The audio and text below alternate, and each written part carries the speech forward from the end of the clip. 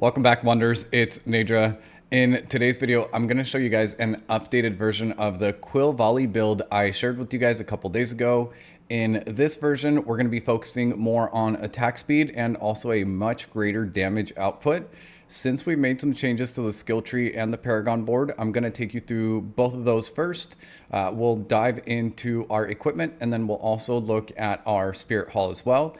And then lastly, I also want to show you guys what this damage output really looks like. So we're going to put it to the test against some Tormented bosses. So with that being said, let's jump right into it. Starting off with the skill tree, we're going to be taking 2 points into Thresh. Or you can take 1 point into Thrash and then take it up to Enhanced Thrash. We just need the 2 points so we can move down to the core skills. Because Quill Volley is a core skill, we're going to take 5 points into Quill Volley. We're going to take it up to Enhanced Quill Volley, and then we're going to finish it up with the Advantageous Quill Volley. We're also going to take 1 point into Vigorous and 3 points into Balanced Exertion. And then we'll move on down to Follow Through, where we're going to put 3 points into that. And then taking it down to the focus skills, we're going to take 1 point into Vortex. We're going to be using Vortex quite frequently to pull enemies in, so that way we can hit them with our Mystic Circle and then do a little bit more damage that way as well. We'll take this up to Enhanced Vortex and then finish it up with Measured Vortex. We're also going to take 1 point into Mirage. And then we're going to take 3 points into Unrestrained Power. We're going to also take 1 point into Ravager. We are going to be using Ravager pretty frequently as well, but we only need 1 point into this. We'll take it up to Enhanced Ravager, and then we'll finish it up with Measured Ravager here. Looking at the left-hand side, we're going to take 1 point into Focal Point, really just so that we can get over to Apex, where we're going to put 3 points into this. Then moving on down the skill tree, we're going to be taking 1 point into Endurance. We're going to put 3 points into Perseverance. And then defensives are going to be crucial in this. So we are going to be putting 3 points into Armored Hide. We'll take that up to Enhanced Armored Hide. And then we'll wrap this up with Reinforced Armored Hide. For Counterattack, we're going to put just 1 point into this. We'll take it up to Counterattack Enhancement and then finish it up with Reinforced Counterattack. We also will be using Scourge with this build, so we will put 1 point into that. We'll take it up to Enhanced Scourge and then finish it up with Adaptable Scourge. And then lastly, we're going to put 1 point into Patient Guard. And then we're going to move on down to Potency skills, where we're going to take 3 points into Resilient. We're not going to be taking Dominant this time, so we'll leave that one blank. And then we're also going to put 3 points into Brilliance. We'll put 3 points into Potent and then take it up to Furnace. And that'll wrap it up for the Potency skills. Jumping on down to the ultimate skills, this is going to stay the same as before. So we're going to take 3 points into Resolution. We'll move on up to Spiritual Attunement for 3 points. And then 3 points into Supremacy as well. For the ultimate, we're doing the Hunter. And then once again, this is mostly just for the mobility portion of it. This will make it a little bit easier to move around, and this will allow you to jump through or over walls. We'll take that up to Harmonious Hunter and then finish it up with the Exalted Hunter. And then lastly, for the skill tree, we're going to put 1 point into Prodigy Tempo. You can only put 1 point into it, but 1 point. And with that, let's take a look at our Paragon board. So we've made a couple changes to the Paragon board as well.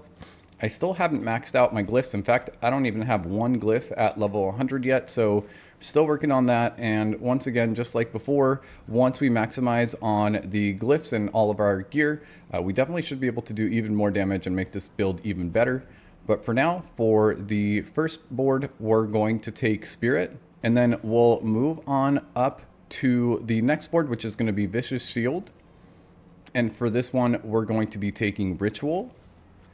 The reason we're taking Ritual is because we are using Mystic Circle with this build, and so we want to maximize on its potency as much as possible. We're also going to be focusing on this on our gear as well, and we'll take a look at that in just a couple of moments here. Moving on up the board, the next one is going to be Revealing, where with this, we're going to be taking the Colossal Glyph. And then we'll go on over to the left-hand side, where we're going to be taking the Sapping board, and we're going to be using the Hubris glyph for this one. And then lastly, for the Paragon board, and I'm not quite done with this one yet. I'm at Paragon level 244 at the moment, so I still got a ways to go. But for now, this is where I've landed with this.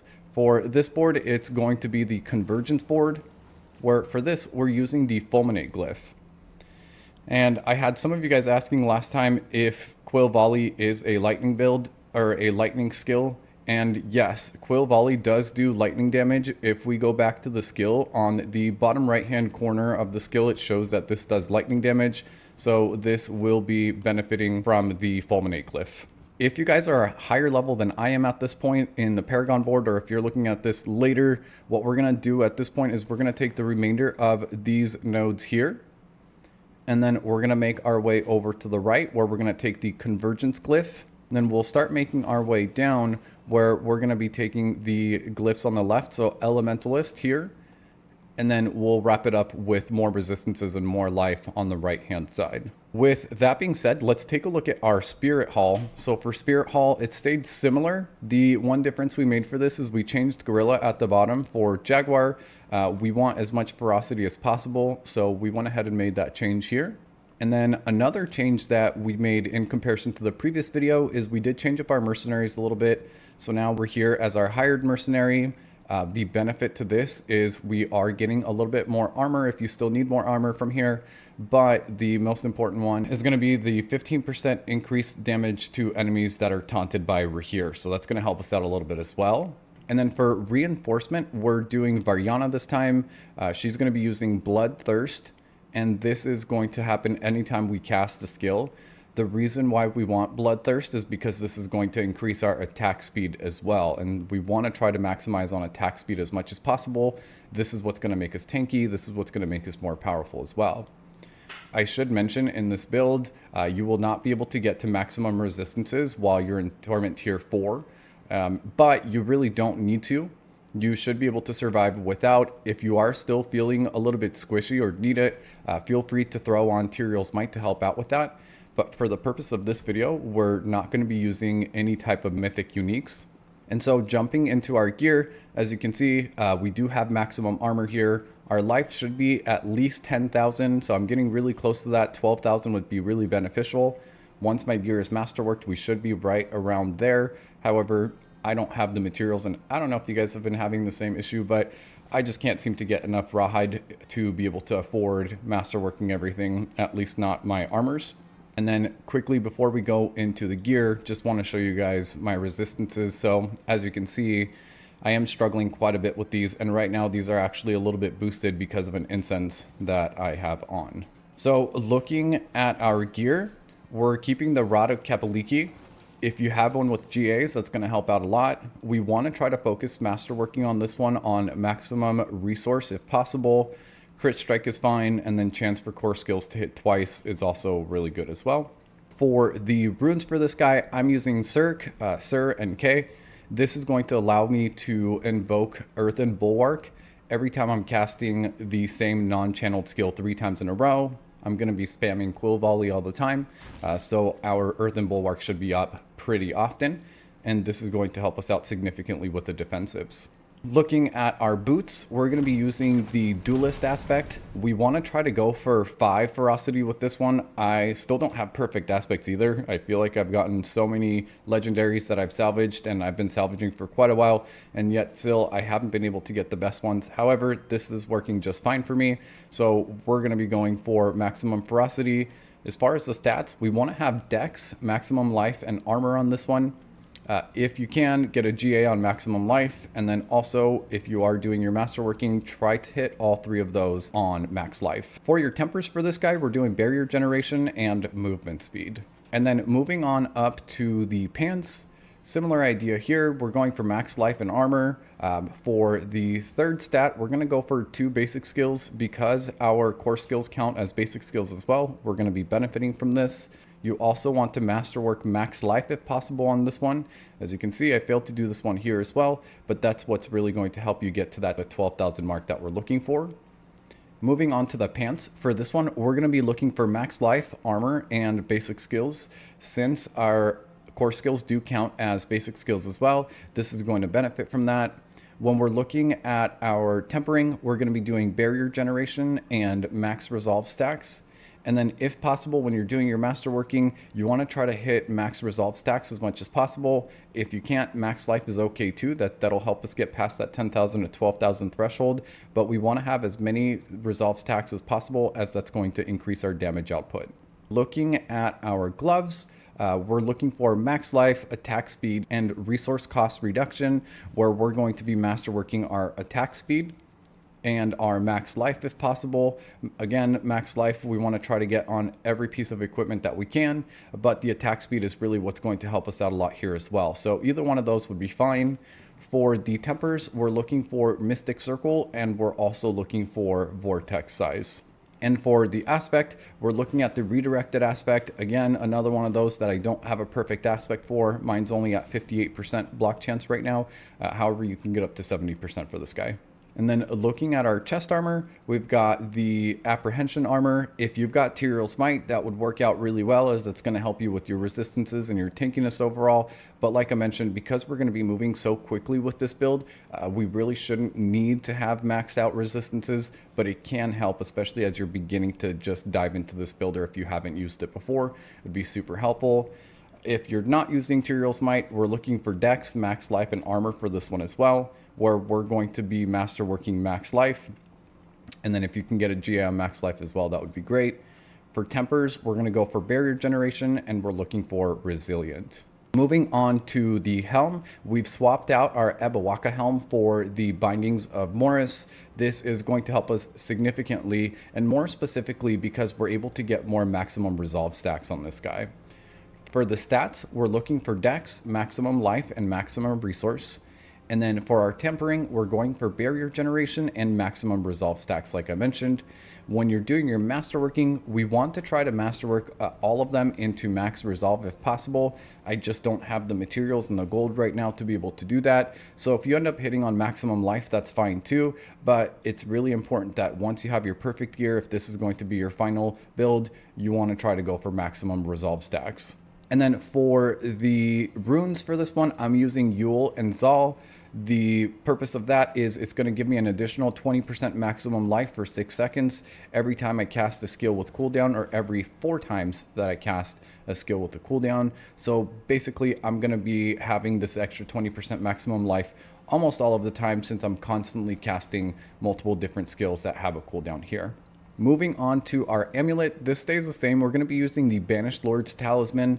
For this one, it's really important that we're hitting on maximum life and attack speed. For me, I was lucky enough to get a GA on attack speed, but I'd love to get one that's got a GA on both attack speed and maximum life as well. That's really just going to push us over that threshold. However, if you don't, that's okay. Try to masterwork attack speed if possible. For our ring, we've got the Planes of Power. And for this guy, we're looking for Dex, maximum life, and attack speed here as well, where masterworking should really happen on max life specifically. Again, not lucky enough to get to that, but making my way there as we speak. And then for tempering, we're going to take resource generation and Mystic Circle potency. And then finishing it up with our gear, last but not least, we've got the Ring of the Midnight Sun. I was able to upgrade this one as well, so now this one's got 2 GAs. If you get a GA on this one, or if you have to choose, you want to go with Dex. And then same thing when we're masterworking this, we want to try to hit dexterity with our masterwork. And then for gems, I've got Amethyst on my pants and my chest armor.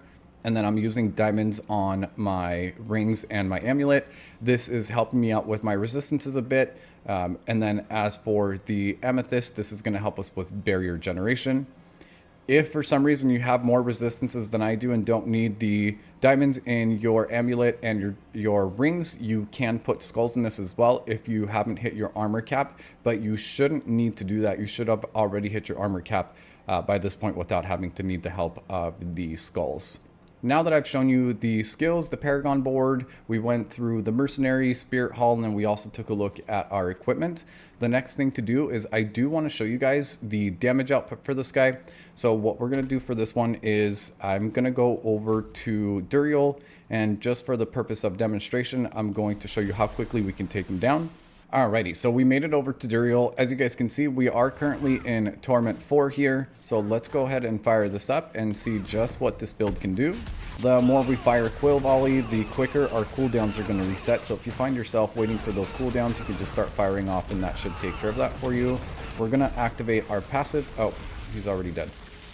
Well, I think that proves our point here. So this build definitely can take down Uber bosses. I've also done pits over level 100 with this as well. I've done it by myself. I've done it while carrying 2 others as well. So it's pretty easy to do. With that being said, I will also list the planner below. So if you guys want to look at the build planner, you're welcome to do that as well.